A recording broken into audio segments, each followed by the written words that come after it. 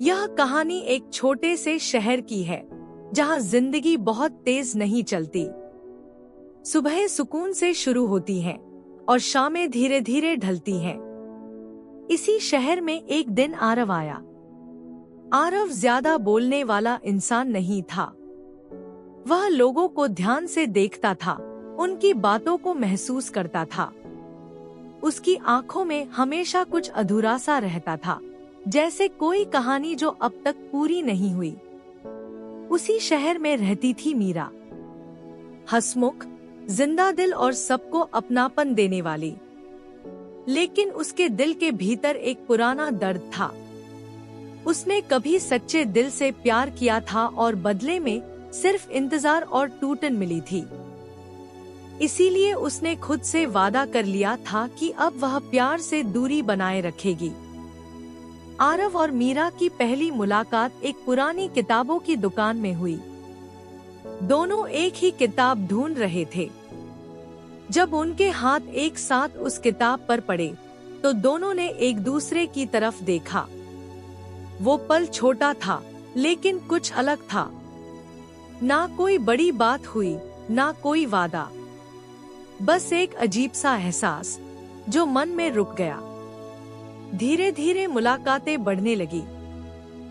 कभी चाय की दुकान पर, कभी सड़क किनारे टहलते हुए, कभी बारिश में भीगते हुए, तो कभी बिना वजह हंसते हुए।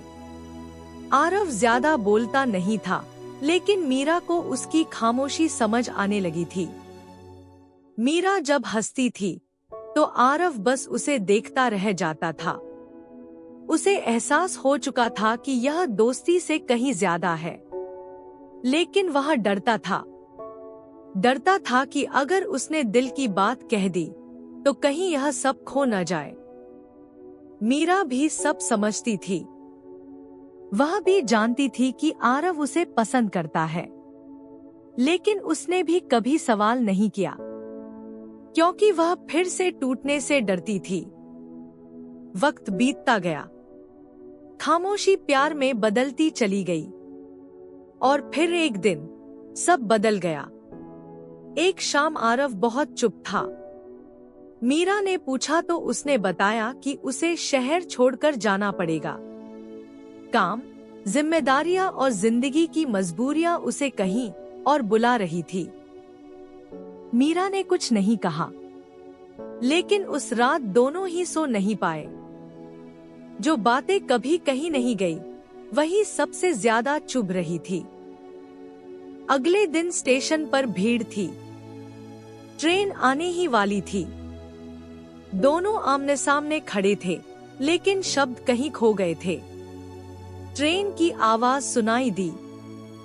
तभी मीरा ने हिम्मत करके पूछा, कुछ कहोगे नहीं?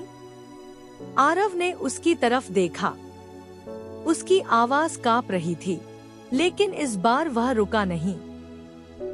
मीरा, मैं तुमसे प्यार करता हूँ। मीरा की आंखों में आंसू आ गए, लेकिन उसके चेहरे पर मुस्कान थी। उसने जवाब दिया, मुझे पता था और मैं इसी पल का इंतजार कर रही थी। ट्रेन चल पड़ी। हाथ छूट गए, लेकिन एहसास नहीं।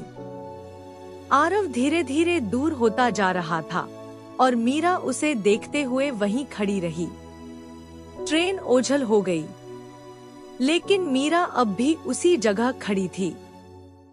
कुछ प्यार साथ रहने से नहीं, समझने से पूरे होते हैं। यह कहानी यहीं खत्म नहीं होती, क्योंकि सच्चा प्यार दूरी से कमजोर नहीं होता। कभी कभी वह खामोश हो जाता है, लेकिन जिंदा रहता है।